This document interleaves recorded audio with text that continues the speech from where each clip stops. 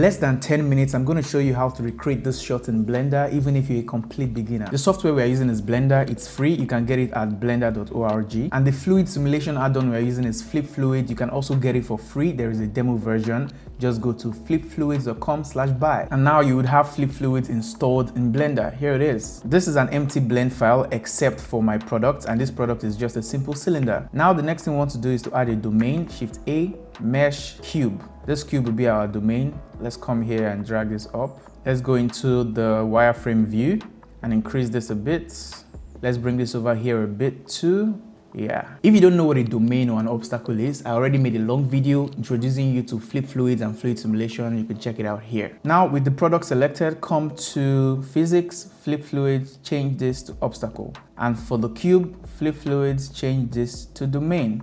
Then add a sphere, Shift A, mesh, UV sphere. Let's make this sphere smaller and let's bring it back here. Let's make it a bit smaller, bring it up here. Let's increase the size of this a bit. Yeah, make sure it's inside the cube. Now this sphere is going to be a fluid. With the sphere selected, Flip Fluid, type fluid. Now let's drag this up and change our end frame to 72, so it's a 3 seconds animation. Now let's hit bake and see what happens. You can see immediately our fluid drops to the ground. We do not want that, so stop, reset, make sure the fluid is selected, come under here and change the Y fluid velocity from 0 to -5 meters per second. What this does is that instead of it falling downwards, it's going to go in this direction. Something we should also do is turn off gravity. So click on the domain, come under world, and you'll see gravity and force field. Now click set to 0 gravity.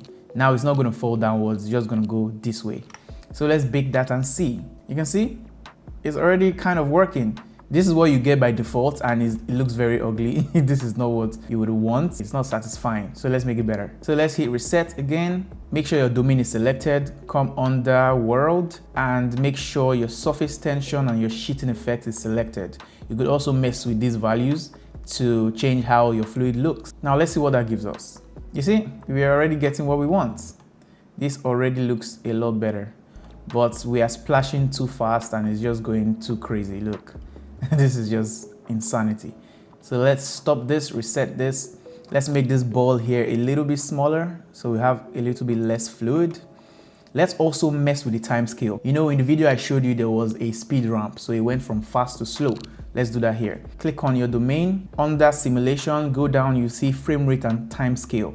Click on this drop down.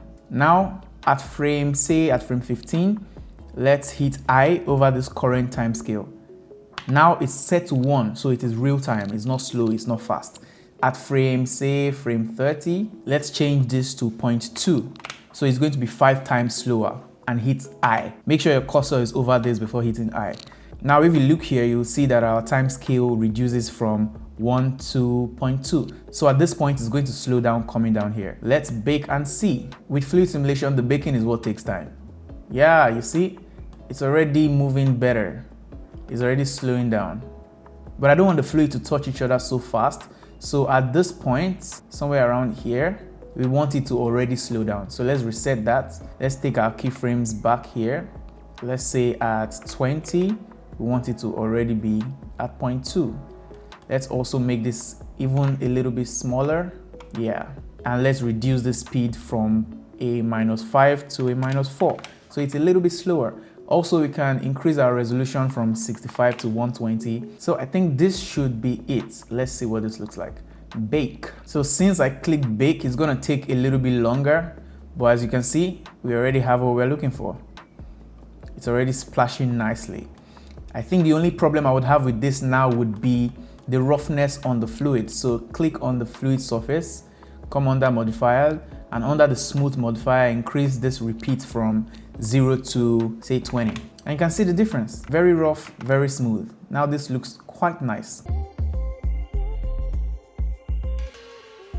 If you're just getting into CGI, VFX, and you want to become a skilled CGI artist, VFX artist, all these things you are seeing on your screen right now, we are not made by me. They were made by my students in the course. The course covers a lot of topics: camera tracking, object tracking, compositing, and we worked on a lot of different small mini projects across the entire course. So if this is something you're interested in, you could get it. And if you're not interested in any of that, but you're interested in me breaking down my client projects, remember, I don't share the behind the scenes of most of my client projects, but to my VFX course students, I could show them my blend file. I could show them my strategies, how I went about different things. So if you're interested in that, you want to know how I work on some big projects, you could also get the course. Every single month from now on, I'm working hard to add more projects to it, what my thought process was and how I was able to achieve the effect. If that is something you're interested in, the link will be in the description. Just go get it. You might find it valuable. Now let's just add a camera very quickly.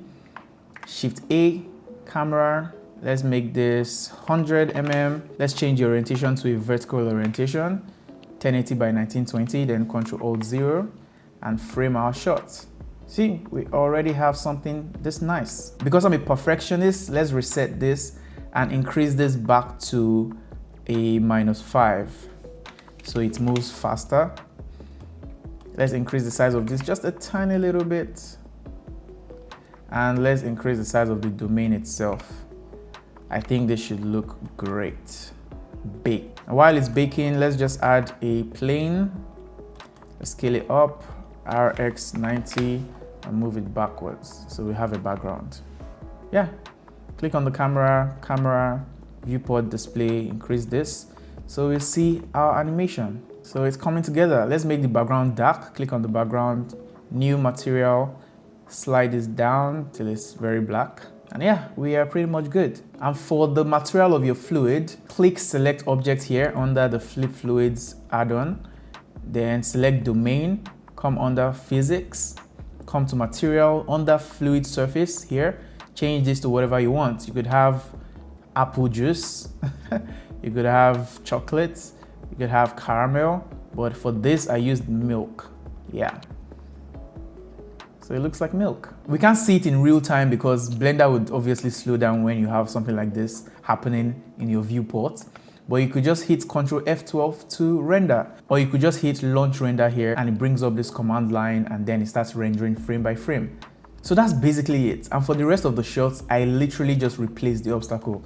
Take this one out, put in a strawberry, put in an apple, put in whatever you want, and you get this cool looking effect with the slow-mo and everything. Yeah. In my experience for product animation, you only do 3 things with fluid. Either you are dipping a product into fluid, or you are splashing fluid onto a product, or you are dripping fluid on top of a product. That is pretty much it for 90% of product videos. That is what you do. I've already made a tutorial for dunking your product into water. I've made a tutorial for dripping some fluid on top of your product. And this tutorial is splashing fluid on your product. If you want to watch any of the other 2 tutorials, I will leave them on the screen. You can check them out and I'll see you in there.